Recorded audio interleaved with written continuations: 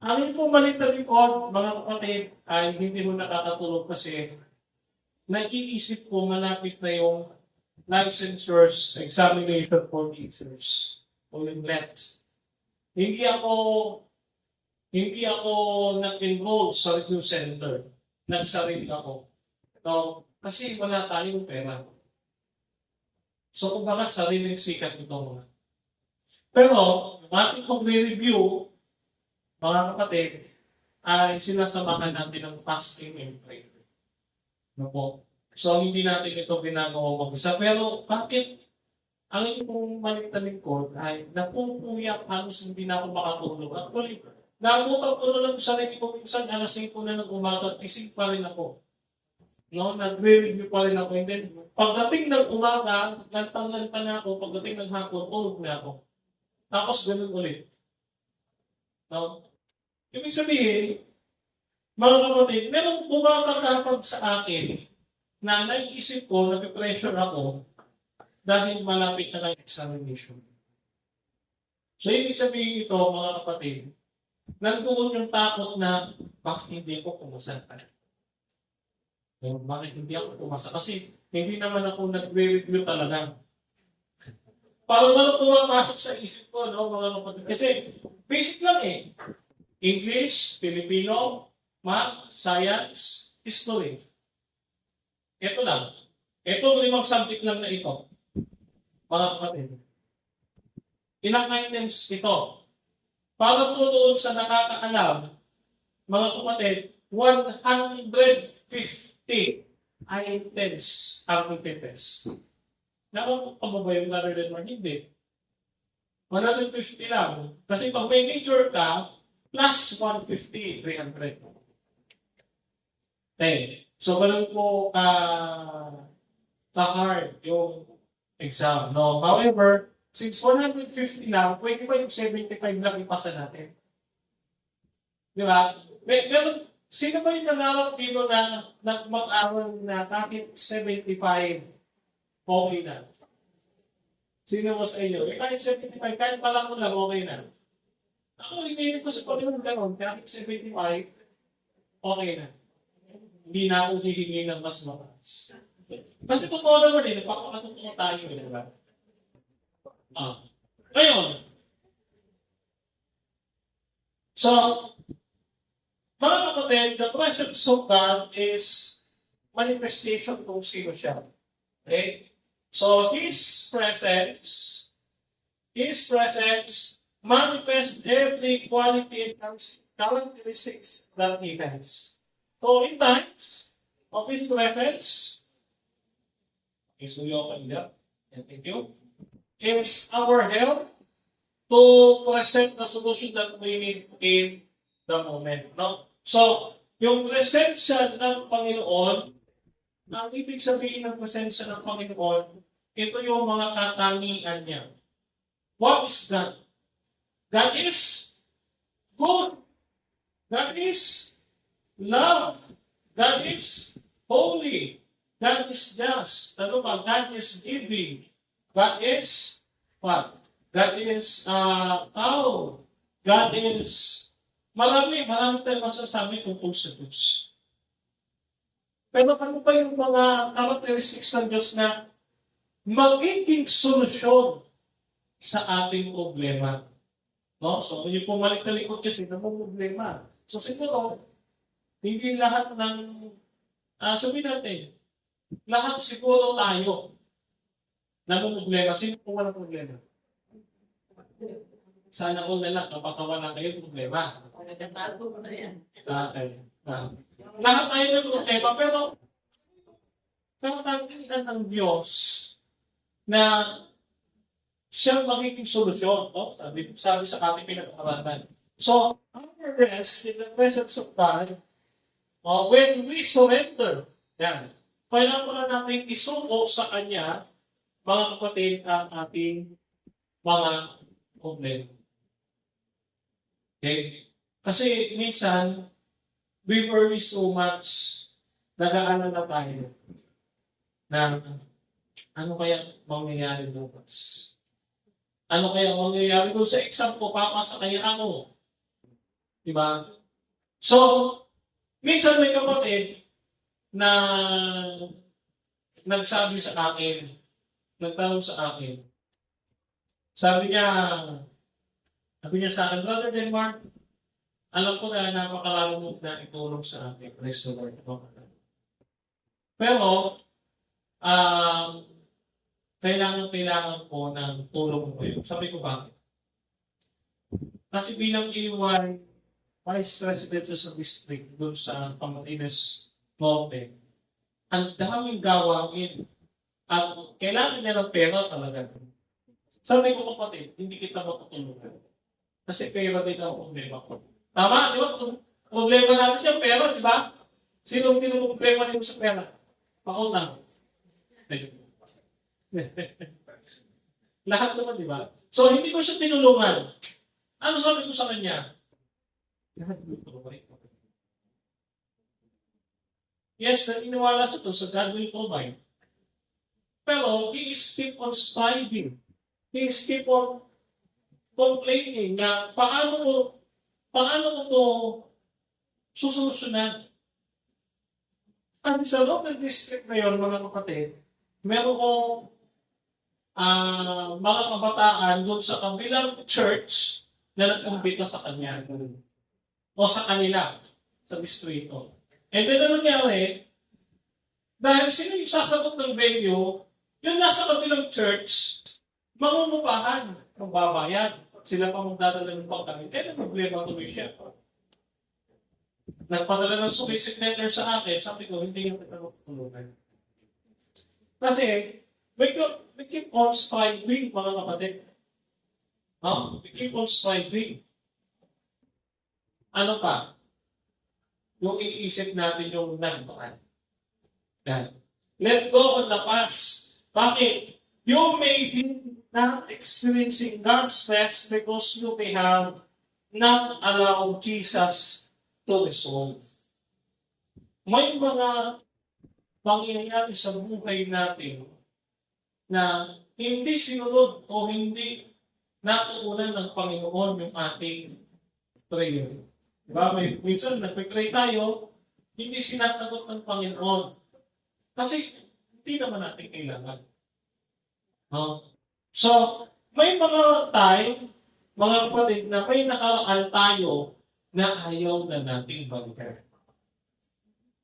Meron tayong mga bahas na ayaw na nating balikan. Sabi nga natin mga kabataan, ano sabi? Past is past. Mag-move on ka lang. Kaso, ayaw ko mag-move on. Mahal na mahal ko siya sa iyo. Pinaka-the best ko naging girlfriend sa kapatid. Ayaw niya i-let go. Sometimes, mga kapatid, para matuto tayo, we have to let go. Kaya sabi dito sa ating pinag-aaral, we should let go of the past. Bring every sin, disappointment, and betrayal. There is forgiveness and healing ready for you to receive and to walk in.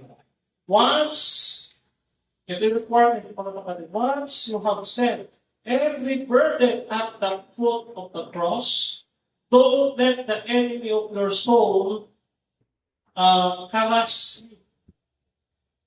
So, dito, sinasabi sa atin ang ating pinag-aaralan ngayon na lahat ng ating naramdaman sa nakaraan, ibigay natin sa Panginoon.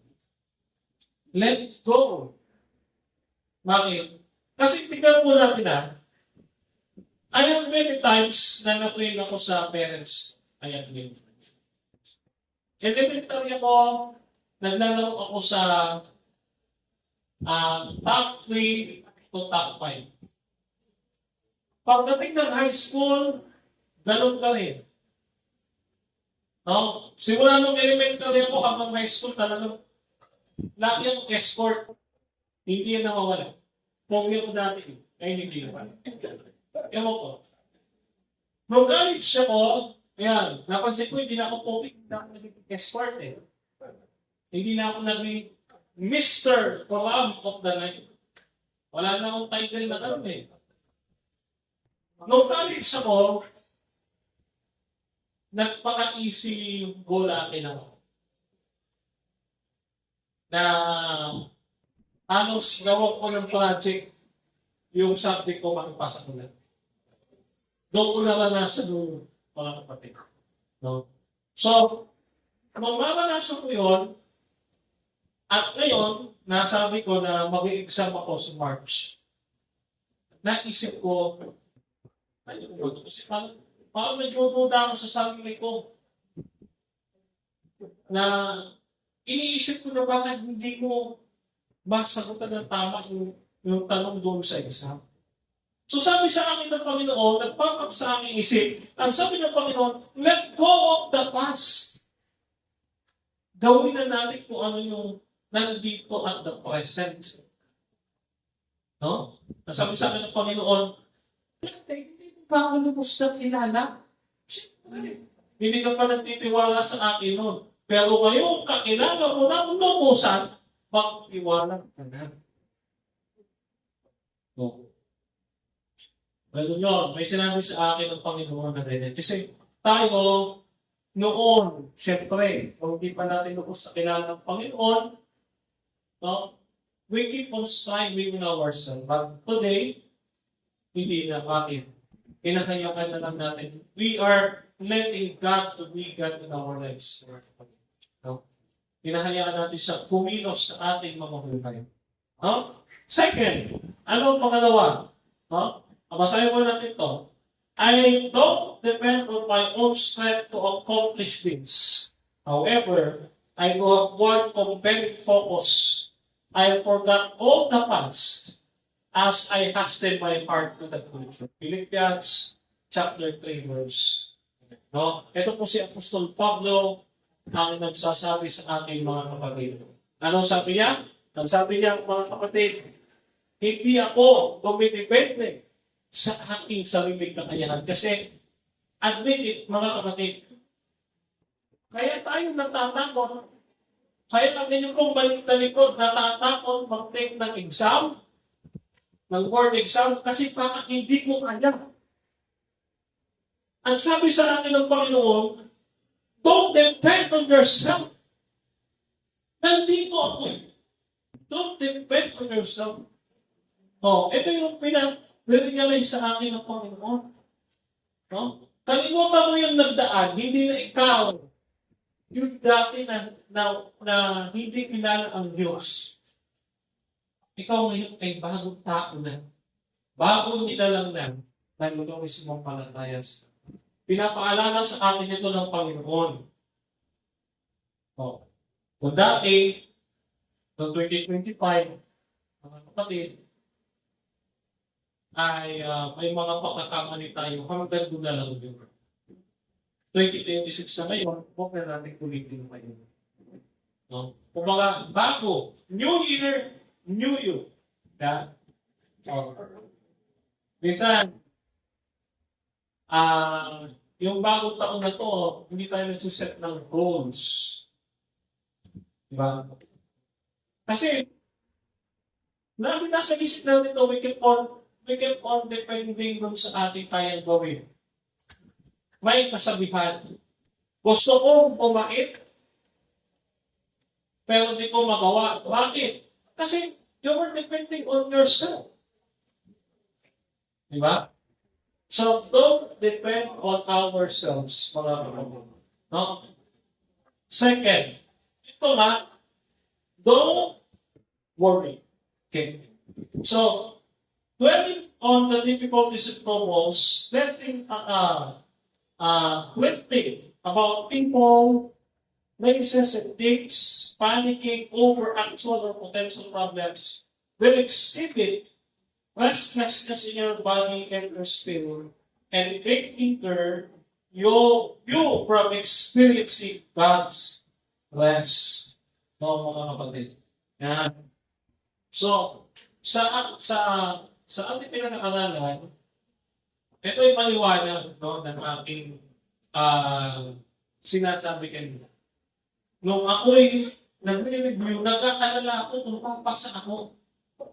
Ang sabi ng Panginoon, nung pinag-inilay-ilayaw ko yung kanyang salita, don't worry. May tanong ako, mga kapatid, kung talaga nagbabasa kayo ng Biblia. Ilang beses binanggit ang salitang ito sa Biblia, do not worry. Ilan? May guess, kahit sino. Ilan? Hindi lang isa yan. Hindi lang dalawa. 365 mga. Bakit 365 times binanggit sa Bible ang do not worry? Sa loob ng isang taon, ilan ang araw? 300? Ang dami naman nun. Kaya 365 plus yung leap year po sa akin. Katulad kayo, February 28 lang, diba? February 28 isa may 29, no? Minsan wala pang 31. Ang January is may 31. So, mga kapatid, 365. Ibig sabihin sa bawat araw sinasabi ng Panginoon, do not worry. Huwag kang mag-alala. No? Ito, mga kapatid, panigurado ko, laging ito natatandaan, laging paalala ito ng Panginoon.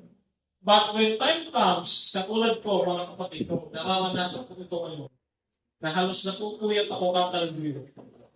Pinaalala sa akin ng Panginoon, do not worry. No? Kasi yung bayang Israel, mga kapatid, sa Exodus chapter 33, verse 11 to 14, bumaba si Moses mula sa tundok ng Sinai. Kinuha niya yung dalawang bato na naglalaman ng 10 utos. Nakita niya ang bayang Diyos sumasamba sa buyang tayo. Ano ang ginawa ni Moses? Nagalit siya. Ibinato niya yung bato.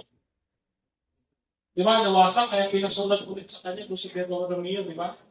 Pinasulat sa kanya. So, ang sabi ng Panginoon, hindi kita sasamahan doon sa paraiso. Doon sa promised land sa Kanaan. So, ang sagot ni Moses, no? Narinig niyo kung binasa kanina, mga kapatid, alalahanin mo na ang bansang ito ay iyong bayan. Ano ang sagot ng Panginoon kanina? Sa ating binasa, no? Ang sabi ng Panginoon, balikan natin, yan. The Lord will lie, sabi niya, my presence will go with you, and I will give you rest. Mga kapatid.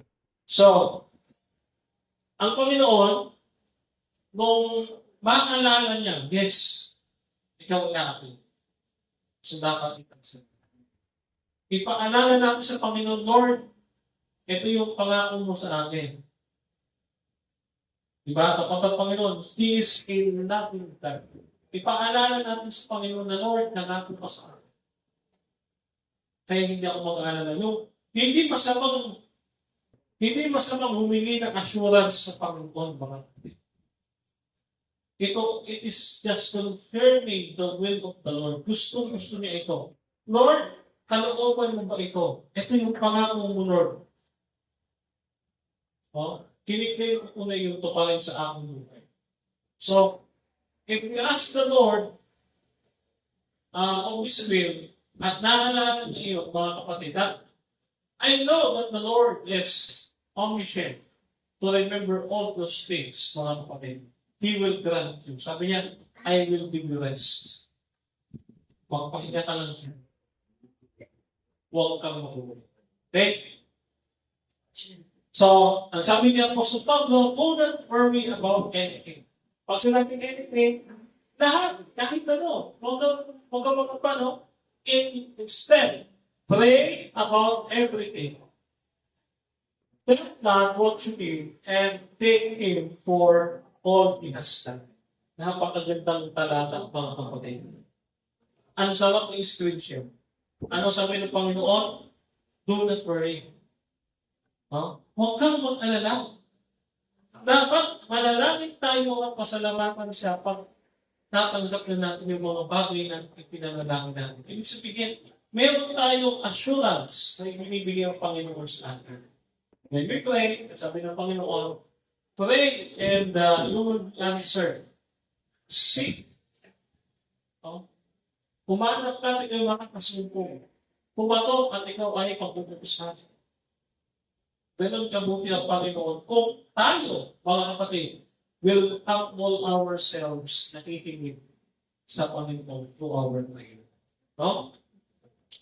And our third point is stop self-striving. Ito yung sinasabi natin kanina, mga kapatid. We can strive to do everything that we can, think of and try to fix difficult situations in life, and still be without peace and solutions.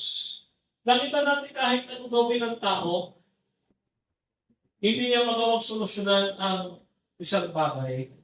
Halimbawa, mga kapatid, yung pag-review ko.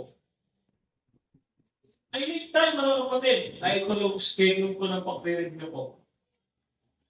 And then, anong nangyayari? No? Kung hindi ako napo-board down, o hindi yung isip ko lumilipad kung saan, or nakakatulog ako, maraming distractions. Di ba? Ginagawa natin yung review natin na nasa disiplina, pero bakit hindi ako makagawa mag-review? It's just because I am self-striving, mga kapatid. No? So instead of self-striving, chose to be still. So God invites us to surrender our burden. Let go and relax. Mga kapatid, He invites us to be quiet our hearts and minds and not desperately trying to solve things in our time. No? So, gusto ng Panginoon, relax ka lang. Huwag kang nag-aalala. Ako ba? No? So, alam nyo, kasi mga kapatid, minsan, we forget one thing. We forget that the Lord is the one who reigns in our lives. Nakalimutan natin yun. Nakalimutan tayo na hindi pala sa akin yung buhay na to. Sa sobrang pagkaabala natin sa buhay na ito, akala natin, mga kapatid, namumuhay tayo sa ating sarili. Di ba may kanta? Ano ang sabi ng kanta? Walang sino man ang namumuhay para sa sarili lang. Tayo'y namumuhay dahil kanino. Ang sabi ng Apostol Pablo, Galatians chapter 2 verse 20, ang ikinabubuhay kong ito ay sa anak ng Diyos na nagmahal sa akin. So, tayo ngayon, mga kapatid, ay namumuhay hindi para sa ating sarili, kundi para sa tinatanggapan ng Panginoon. So, in this reason, mga kapatid, pinaalala sa akin ng Panginoon, bakit ako nahihirapan na mag-review? Bakit nag-aalala ako doon sa mangyayari sa akin? No? Pinaalala sa akin ng Panginoon na, hello, nandito ako. Hindi kita iniwan. Kaya sabi niya, mga kapatid, balikan natin yung ating talata kanina. Sabi niya, my presence will go with you. Hindi kita kasama, pero yung aming presensya, kasama kita. No? I will go with you. And I will give you rest. Kalma. Di ba? Meron tayong sa mga kabataan. Ano sabi? Kapag hindi kalmado ang isang tao, hindi kalma. Kalma lang. Relax. Relax. Okay? So, in conclusion, mga kapatid, no? Ayan. Stop striving and know that I am God. No? Ayan. Kilalanin natin na ang Diyos, mga kapatid, ang siyang may control ng lahat ng bagay. God is in control of this. No? Minsan nakakalimutan tayo kasi abala tayo sa buhay na ito. Okay. In conclusion, mga kapatid, it is amazing that God's not only present with us, but through our faith in Jesus, God dwells within us through the Holy Spirit. He provides rest for us, just like what He did for Moses and Israel, mga kapatid. Kaya sabi ng Panginoon sa Psalm 116, verse 7, relax and rest. Be confident and silent. For the Lord rewards fully those simply trust in Him. So sabi ng Panginoon, pahinga ka lang niya, relax. Okay. Kasi minsan, mga kapatid, pagka tayo sabi ko wala sa buhay na ito, napapaisip tayo eh. Ano kailan kaya ako magtatrabaho? Ano kailan kaya ako mag-aaral? Nakakapagod na. Ito yung nawawala sa atin mga kapatid ngayon. Kaya marami nagpapakamatay. Kasi there are a lot of connections sa social media kaysa sa ating Panginoon. Instead na kausapin ng Panginoon, ano nga nagsabi ko kanina doon sa ating Sabbath School lesson. Instead na kausapin yung Panginoon, ang kausap, ChatGPT. Okay. AI ang kausap. Sabihin niya doon sa cloud, advise me, what should I do? Because I am worrying that I may fail in my exam. Sasagot si ChatGPT pagkahaba pa ba? Naintindihan mo ba? Minsan kasi, mga kapatid, kung ano yung nabasa natin, kaya natin i-apply. Basta yun, nabasa na natin yun. Totoo lang mga kapatid, ako po, nung ginagawa ko po itong PowerPoint ko, sa message ko po sa inyo ngayong umagang ito, ako po mga kapatid, hindi ko maiwasang masaktan. Bakit? Kasi totoo. No? Totoo mga kapatid. Pinanghihinaan ako ng loob in a sense na oo nga. Akala ko, katulad ako ng ibang tao. No, we are a special people to the Lord. No? Hindi tayo katulad nila. We have God in our lives. Ito kasi ang kulang sa atin ngayon, sa panahon ngayon. Mga kapatid. Kaya marami nagpapakamatay dahil kulang sa relasyon sa Panginoon. Na ang akala nila,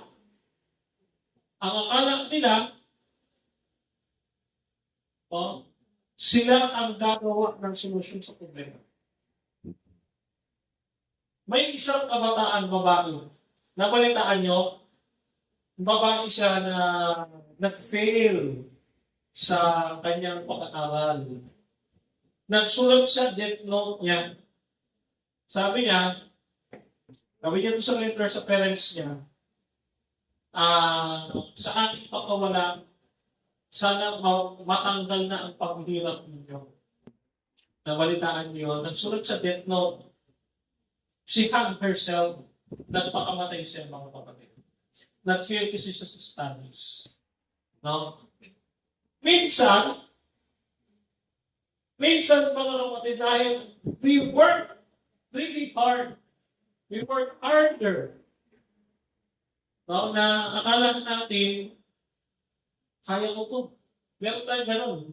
We have what we call toxic minded.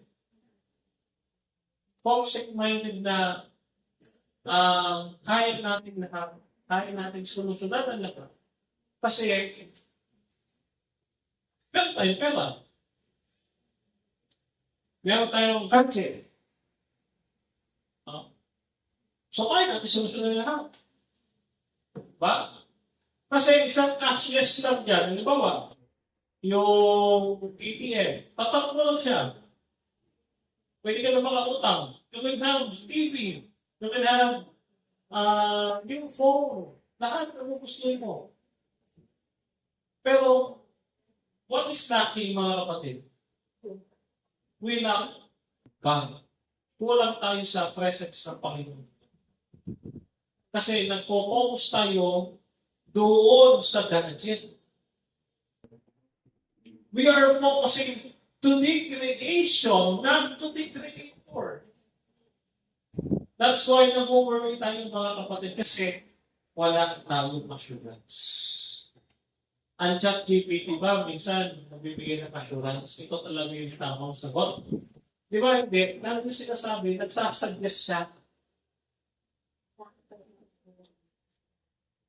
No, lalo na may balita nito nakaraan, lumabas sa social media. May mga Pinoy, no, may mga Pinoy na kumukonsulta muna kay ChatGPT bago sa doktor. Tama, narinig nyo, no? Pero dapat, after mo kumonsulta kay ChatGPT, punta ka sa tunay na doktor. Ganon din yun mga kapatid. Pagka tayo may sakit, spiritually, we are spiritually dead. We are spiritually sick. O, when tayo pumakusap sa church elders, pastors, but walang papalit. It cannot never be replaced yung presence ng Panginoon. Yung paglapit natin sa Kanya. No? Hindi ito mapapalit. That's immeasurable. So, ang mahalaga sa ating panahon ngayon, mga kapatid, is what? Is to rest in God's presence. Magpahinga tayo. Kasi nakakapagod. Ang daming mga Adventist nung magbalita ang North American Division, ang may natuturo sa Sunday Law, talagang bumupulusok. Agad-agad, excited na mga Adventist na umuwi sa langit, paano pagod na? Because mga kapatid, nakikita natin, we have rules. No? May mga ilang Adventist na nag-i-impose ng rules. Kailangan vegetarian ka. Kailangan yung pagluluto mo, ilagay mo ng Biyernes. Maraming rules. Pero, rules is not important. Bakit? Kasi mga kapatid, kung sa rules tayo nakatingin, mga kapatid, tingnan at yun lang ang ating susundin. Sabi ko nga kanina, nung tayo nagbabalakas ng lesson, hindi mahalaga, mga kapatid, kung ano tayo. Hindi mahalaga kung ano yung ginagawa natin dito. Kundi, ano yung mangyayari sa atin, ano yung magiging transformation natin when we do this thing. Kasi baka naman, nagsisimpa lang tayo, pero ang ating isip nandoon sa katsatan. Hindi yun. No? So, ano yung sinasabi mga kapatid is, to rest, ipahinga natin yung ating mga sarili. Sa lahat, in everything. Surrender it to the Lord. Kaya ko mga kapatid, may natutunan ako. Talaga. Kaya nagpapasalamat po sa Panginoon na nag-speaker ako. Kasi alam nyo, hindi talaga ako tumatakap ng invitations until March. Nag-accept ako ng ilan kasi gusto kong ma-fresh doon sa mga pangako ng Panginoon. And thank God na lumitaw to. No? Nagba-Bible cutting ako. Lumitaw itong talatang ito. Marunong pa ba kayo ng Bible cutting? Lumitaw itong talatang ito nung nag-Bible cutting ako, mga kapatid. And sabi ko, Lord, bakit ito? So, meron pala siyang gustong ipakalagas.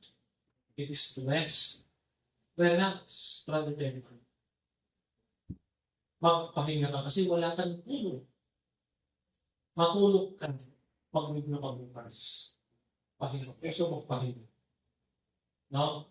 So, yun mga kapatid, no? Ang napakagandang message ng Panginoon. Hindi lamang sa akin, kundi sa inyo mga kapatid. Naway, makarelate kayo doon sa pagsubok ng aking buhay na pinagdadaanan ngayon. Nawa mga kapatid, maalala natin na God is always with us. Huwag natin isipin na because we fail, Hindi natin kasama Diyos, kasama natin ang Diyos. Nasa likod ka natin siya eh. But we just don't recognize. So, kailangan kilalanin natin siya. Katulad sa ating lesson, ano ang kumikito sa ating lesson? Magpakumbaba. Dahil isip ni Kristo hanggang sa kamatayan sa krus, nagpakaalipin, naging masunurin sa kalooban ng naman namatay sa krus. Tandaan natin, isang hari tagapagmana ng lahat ng bagay, ipinanganak sa sabsaban, hindi sa isang maayos na lugar, kundi sa sabsaban, namatay. Pinahirapan ng kanyang mga nilikha. Tayo, mga kapatid, pinakitaan tayo ng Panginoon ng kanyang bawang na dapat natin kailangan. Na tayo dapat magpakubaba at isutok sa kanya yung ating mga pangahalin natin. Kaya mga kapatid, dalangin natin sa Mateo, lahat ng ating burden ay ating ibigay sa Panginoon. Sabi nga ng Panginoon, mga kapatid, ang kanyang pamakot ay hindi mabigat. Let's accept Jesus Christ. Sabi niya, mga kapatid sa talata, my presence will go with you and I will give you rest. So, palatayanan po natin ito, mga kapatid, yung sinabi ng Panginoon, na bibigyan niya tayo ng kapag-yapatan. So, muli mga kapatid, aking isinishare sa inyo ang kapayapaan ng Panginoon. I love you, sumayin niyo para rin.